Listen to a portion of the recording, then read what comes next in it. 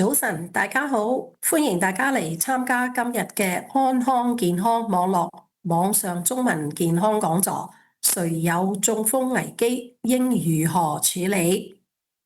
？Next，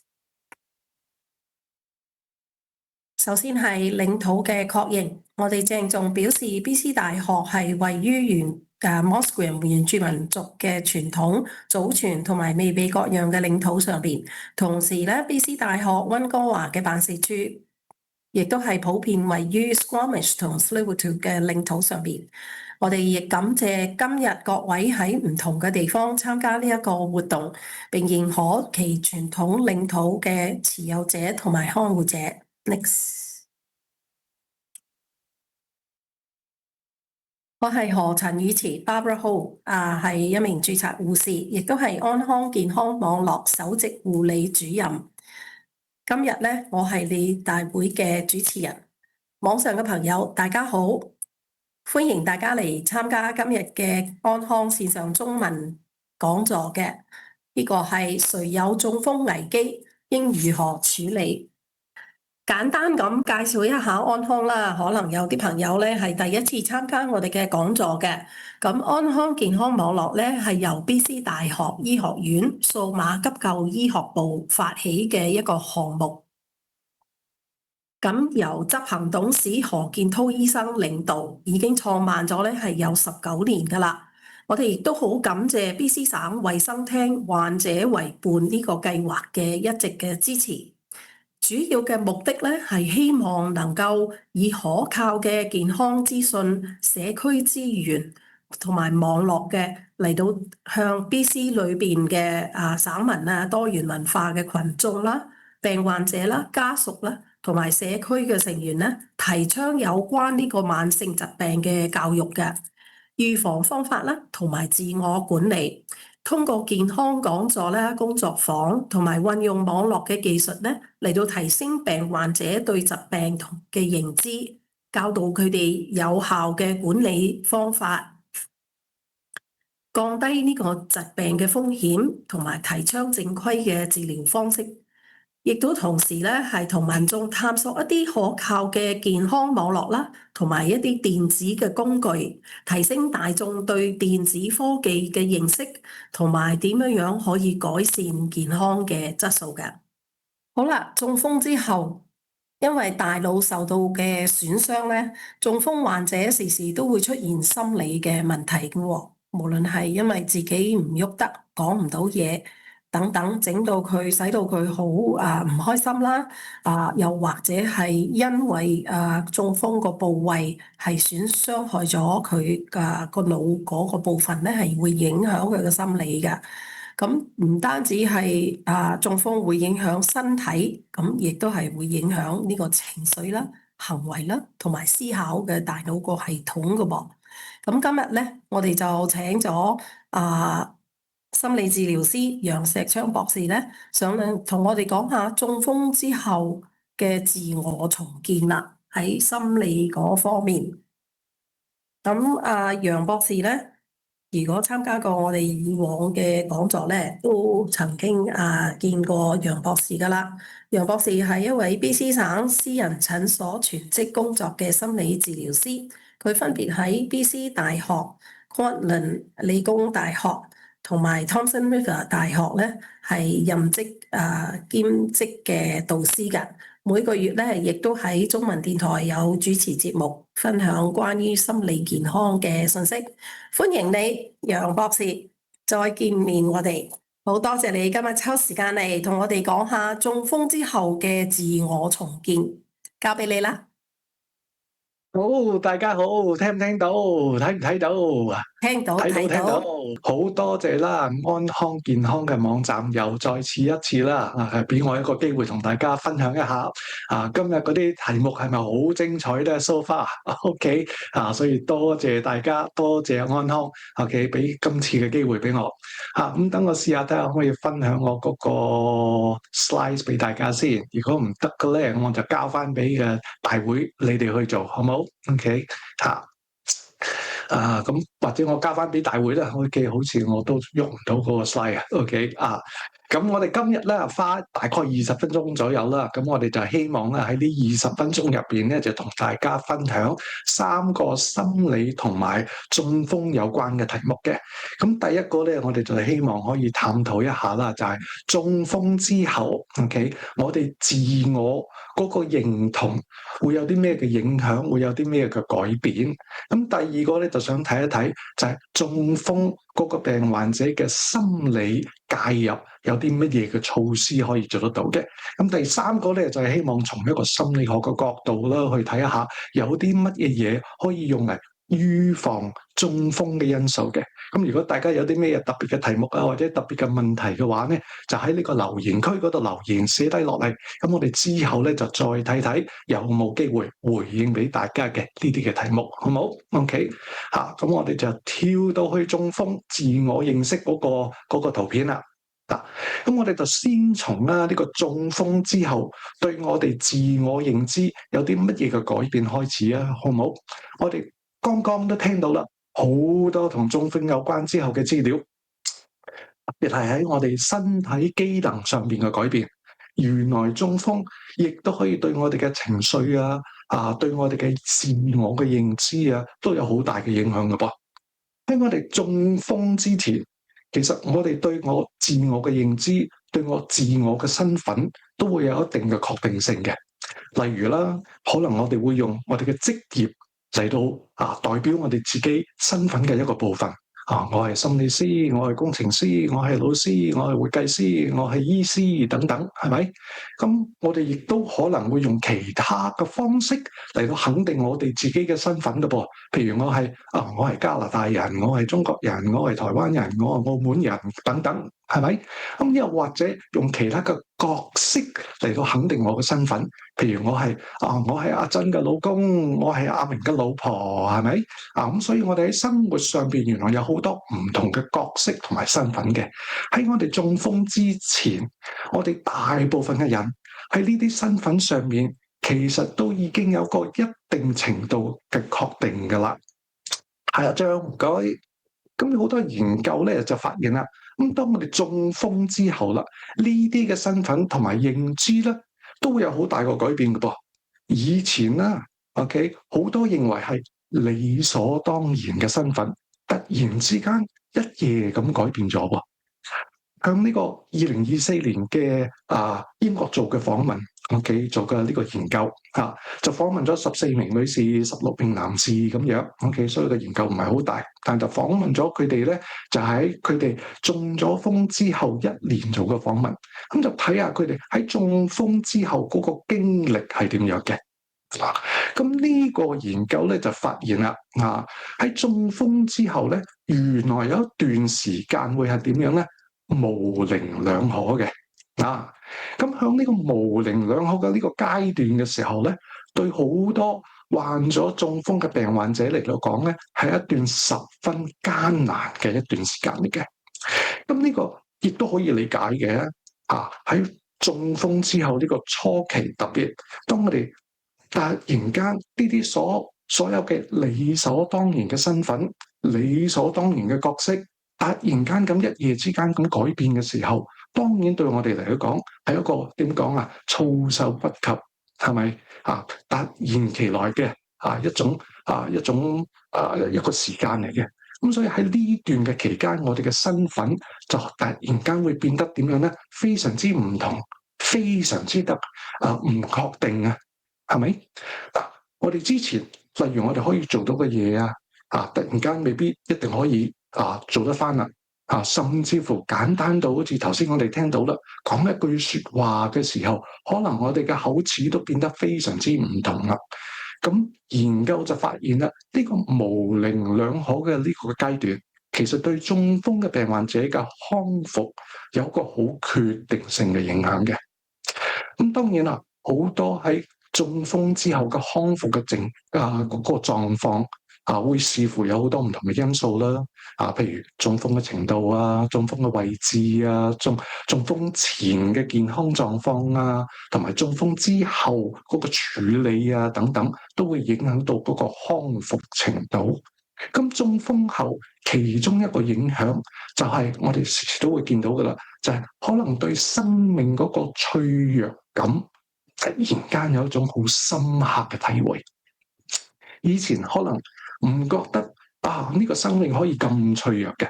突然之間因為中風呢個經驗，就令到我哋對生命嗰個觀點可能會有好大嘅改變，好大嘅影響。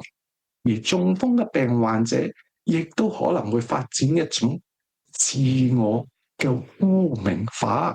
覺得好似有一種自我不足嘅感覺。亦就係話，當我哋同自我嘅以前嘅自我去比較嘅時候，又或者同其他人去比較嘅時候，係咪咁就會令到我哋覺得自我不足嗰個感覺就更加強烈啦。當中風之後，自我重新嘅建立就會係一個具有挑戰性同埋一個可能會變得比較長期性嘅一個過程咯噃。康復嘅效果就會有好多唔同嘅因素嚟到做決定嘅。咁呢個研究入邊就發現咧，需要幫助中風嘅病患者去重新排列喺我哋生命當中唔同嘅目標啦、信念啦、社會嘅關係啦，同埋生活嘅對白咁幫助我哋去重新組織喺呢啲中風之後嘅自我身份。咁例如喺中風之前，我哋可能即係中風之後，可能我哋就需要點樣依靠其他人去幫助我喺生活當中一啲唔同嘅項目，係咪？以前我做到，而家我做唔到，我需要靠其他人去幫我手。咁對中風嘅病患者嚟到講，亦都可能表示咗，我喪失咗我一啲獨立嘅生活嘅能力，係嘛？自我管理嗰個能力。咁呢啲對中風嘅病患者嚟到講，同埋呢個確定性嚟到講，自我嗰個確定性、自我嗰個身份都可能產生一種好嚴重嘅影響咯，係咪？咁令到我哋就可能會覺得有一種無助嘅感覺，一種好挫敗嘅感覺咁所以中風嘅病患者可能會喺中風之前同中風之後嗰個自我嗰個認同同埋自我個身份會有一種脫節，咁因而就產生呢一種身份上邊嘅危機咯噃。咁呢個危機亦都可能會令到我哋喺中風後嘅生活同埋康復上邊造成一定嘅障礙嘅，一定嘅規範嘅。咁我哋就睇下一個咯噃。咁另外啦，呢個研究亦都發現啦，當中風嘅病患者被邊緣化嘅時候，或者被忽視嘅時候，我哋嘅康復咧就會更加困難嘅咯噃。OK 咁特別喺呢個初度嘅過渡期嘅時候，中風之後好多嘅病患者可能都會問：點解呢樣嘢會發生喺我身上㗎？係咪即係除咗覺得係好不幸之外，有時候甚至乎就係好似我哋剛剛提到嘅嗰種自我嘅污名化，覺得係咪我自己做錯咗啲咩呢？係咪會即係我之前我做咗啲咩咧？咁樣去責怪我哋自己而呢個自我個污名化嘅過程，亦都可能令到我哋覺得更加被邊緣化，更加被忽視而呢個自我嘅污名化，亦都會令到我哋喺康復上邊造成更大嘅障礙，成為一個惡性嘅循環啦。唔記得叫你講下一章跟住再下一章啦。OK 咁假如呢啲咁嘅因素由初期嗰個過程嗰個過渡期一路慢慢變成一個長期嘅過渡期嘅話咧，咁康復嗰個進展同埋康復嗰個速度咧，就會受到更加大嘅打擊噶啦。所以中風嘅病患者就會變得更加係點講即係自我同我現實就有更大嘅距離，係咪而我自我嗰個污名化就可能會變得更加嘅嚴重，令到我哋中風嘅病患者就會覺得更加嘅孤立，就好似我哋剛剛話齋，就成為一種惡性嘅循環啦。係啊，張唔該。咁我哋點樣去幫助一啲中風嘅病患者去重建呢啲自我嘅身份、自我嘅價值咧？咁樣，咁我哋又可以睇一睇有幾樣嘢，睇下可唔可以專注一下啊？第一就係話點樣幫助一啲中風嘅病患者嘅朋友去接受依家嘅狀況，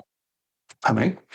即係過去嘅嘢我改變唔到，將來嘅嘢我控制唔到，我可唔可以控制嘅就係話而家呢一刻我可以做到啲乜嘢？係咪？第二啦，就係點樣去幫助嗰啲中風嘅病患者嘅需要去重新嘅優先安排。第三啦，去幫助中風嘅病患者去重建一啲生命上嘅意義。以前我做到，而家我做唔到，好多時候我生命上嘅一啲嘅意義意思可能會有改變。特別係譬如我以前係用某一種方式嚟到釐定我自己嘅，譬如我嘅職業我可以做到啲乜嘢我嗰啲身份，咁突然間呢啲身份改變嘅時候，我要揾翻一個新嘅意義出嚟啦。第四啦，就係點樣用一啲唔同嘅對白去形容我哋嘅自我，去形容呢個患病嘅過程。未必一定話下下都需要係點樣責怪我自己，都係我唔好，係咪我做錯啲乜嘢？係咪？如果我可以改變一下呢啲咁嘅對白嘅時候，或者呢個惡性嘅循環就冇咁嚴重啦。下一張唔該。咁有啲因素會幫到我哋啦嘅嗰個康復嘅過程啦，亦都會有啲嘅因素啦，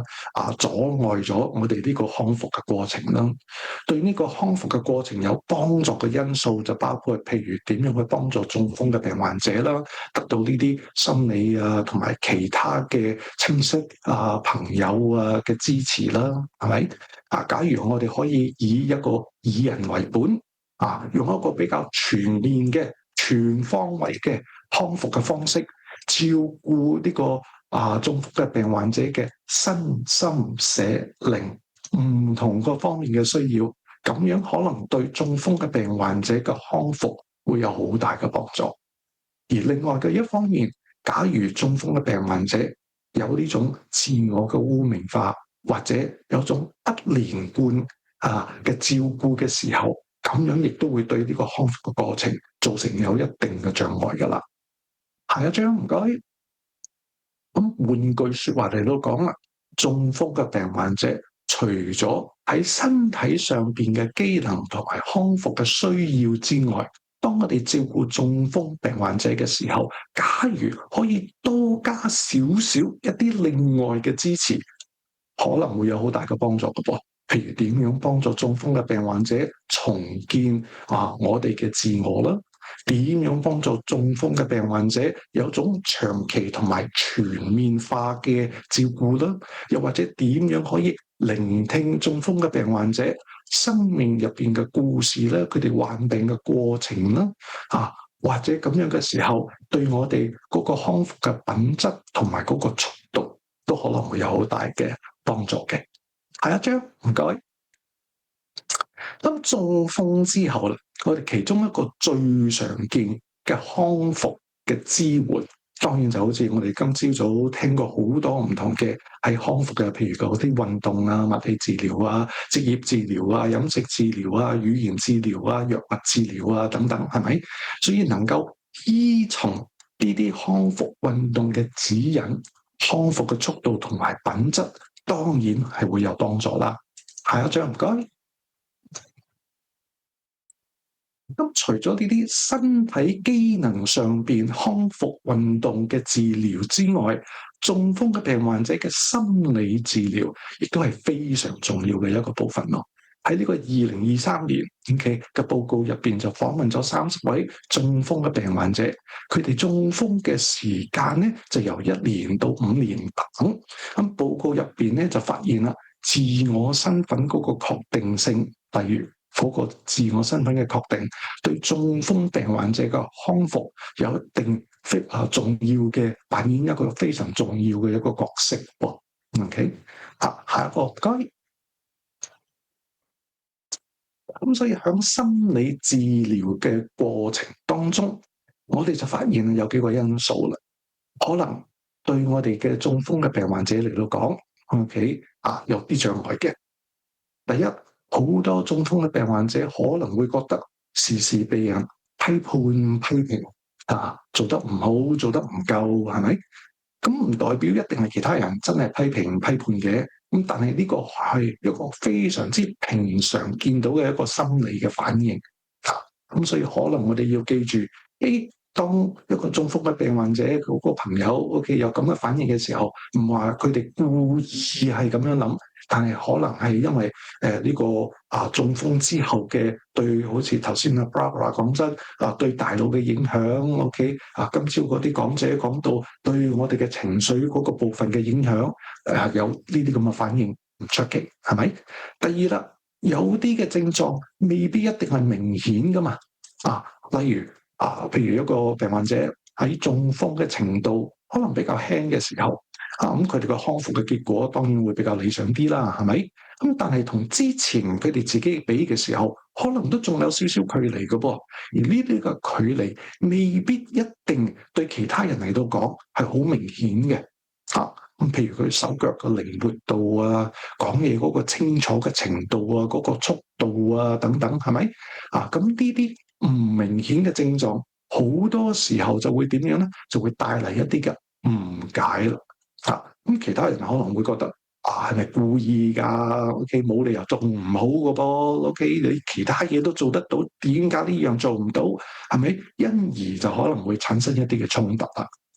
咁第三啦，康復嘅過程當中，好多個病患者都會覺得好孤單嘅。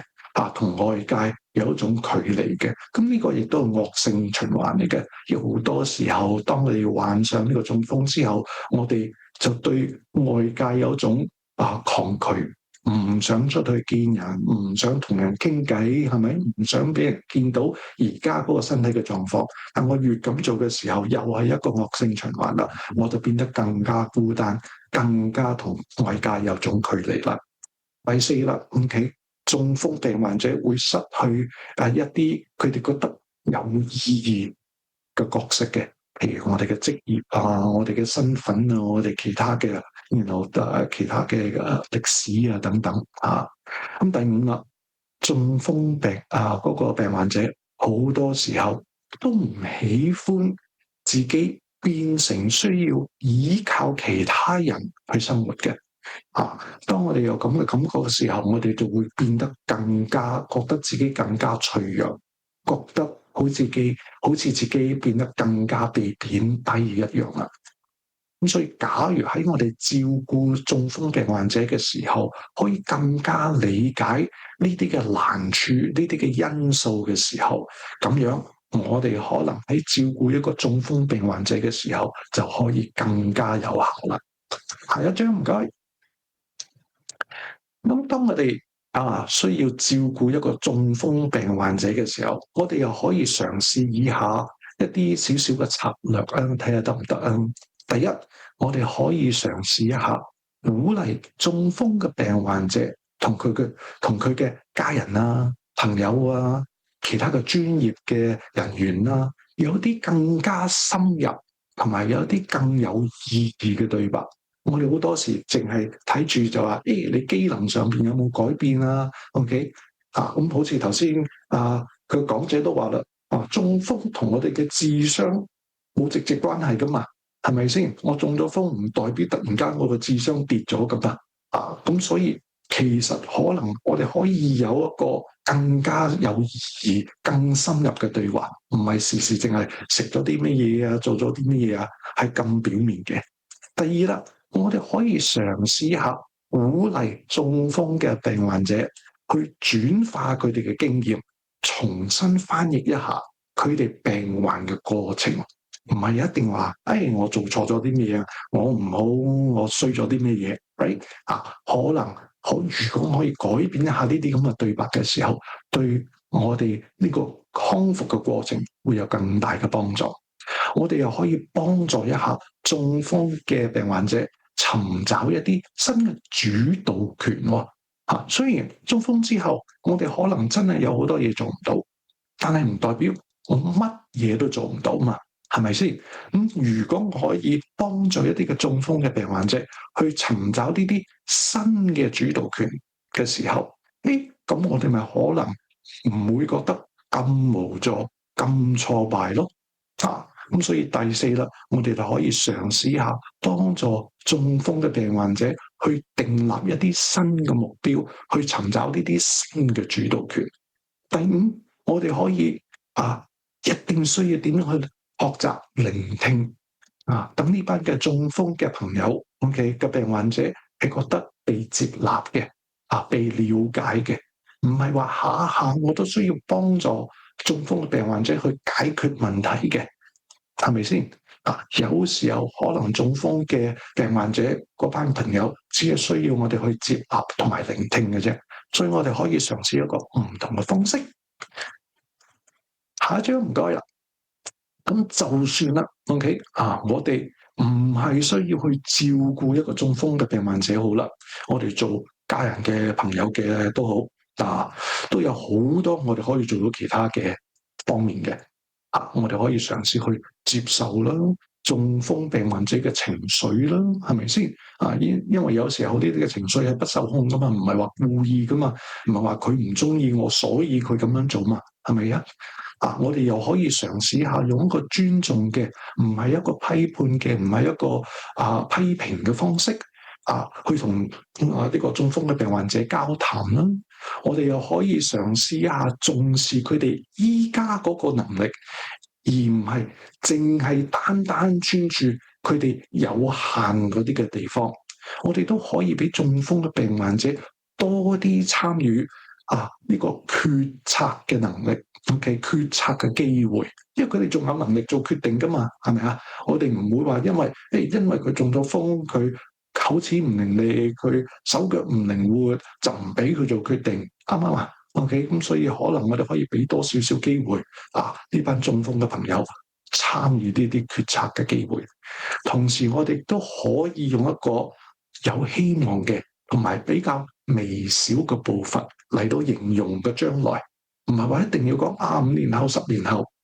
我哋可能只係需要專注喺依家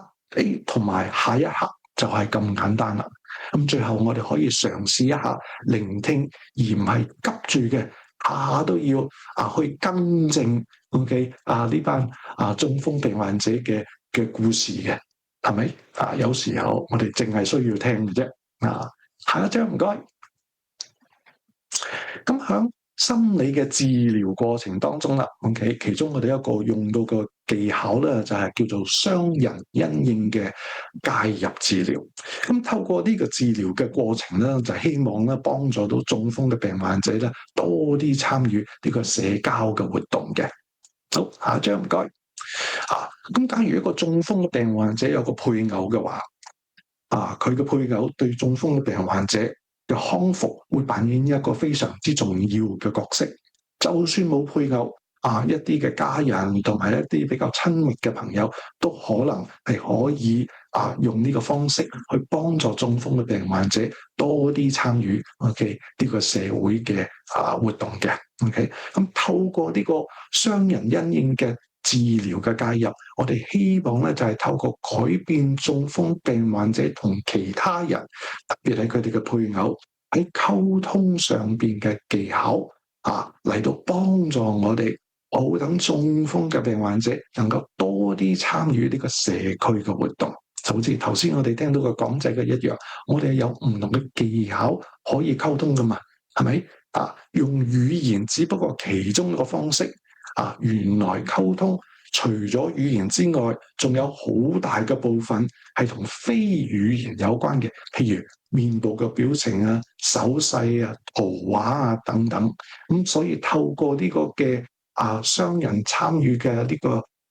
因應嘅介入，就可以學習呢啲新嘅技巧同埋方法啦。下一張唔該。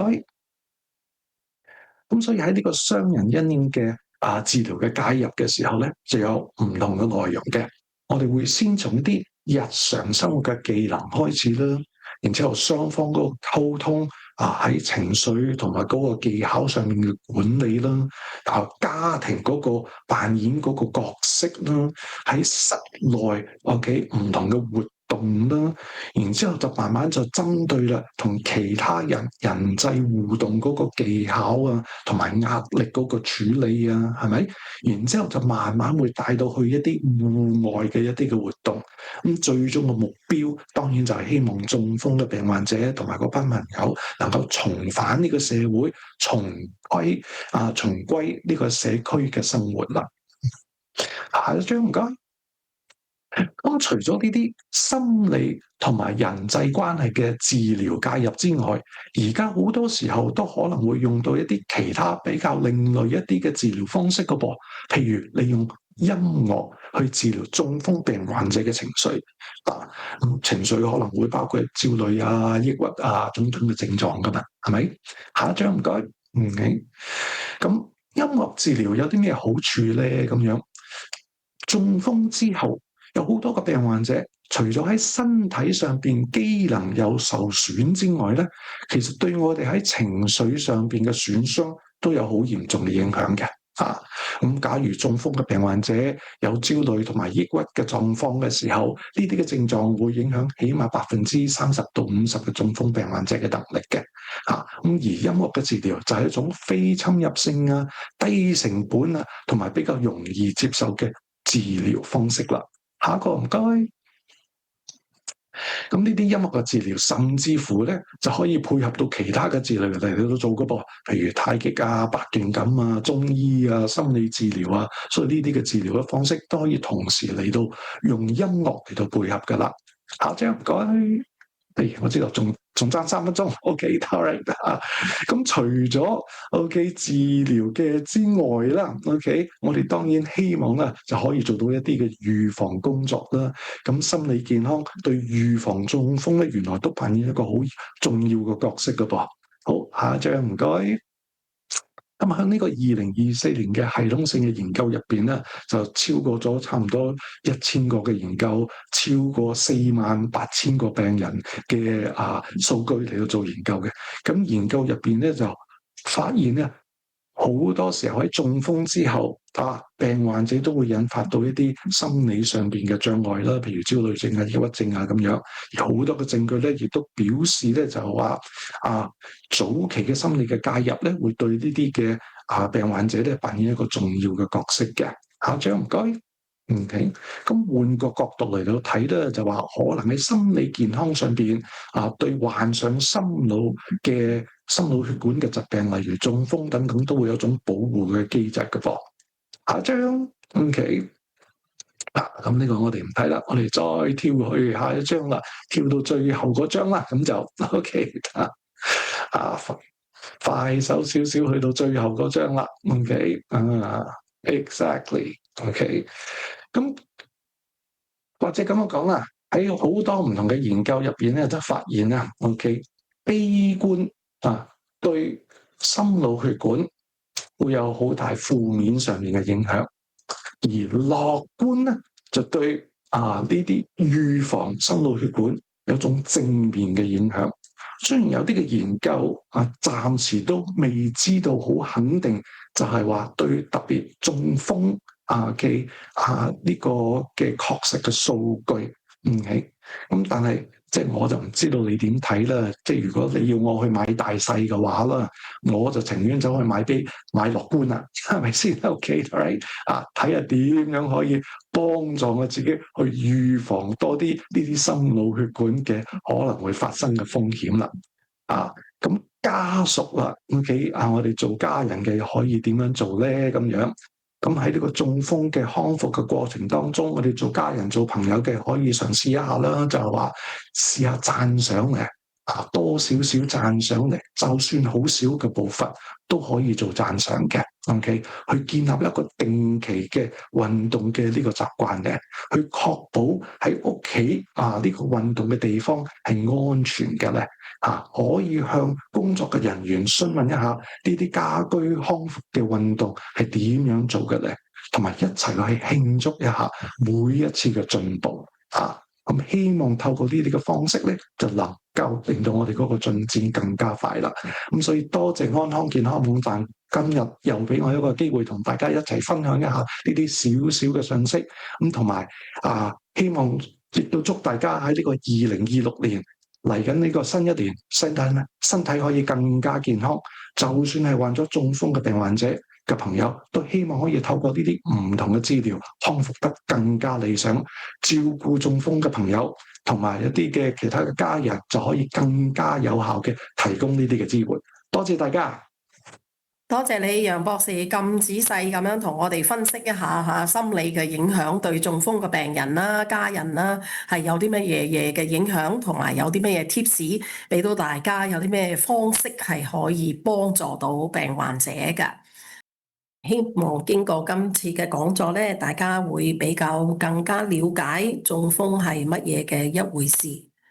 可以對身體嘅影響好大，亦都可以影響你嘅心理嘅健康嘅。呢度咧就係我哋安康網站嘅聯絡嘅方法啦。如果你真係有其他問題嘅，你可以電郵俾我哋安康 icon.support@ubc.ca。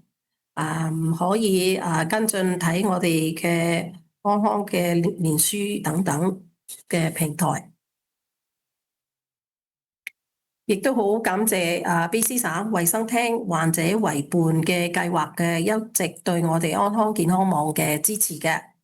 咁我哋聽完今日嘅講座咧，就認識咗好多關於中風嘅資料啦。咁中風咧係可以預防、可以治療，亦都係可以治癒嘅。咁尤其係我哋迅速嘅行動、攜手合作嘅情況之下咧，提高咗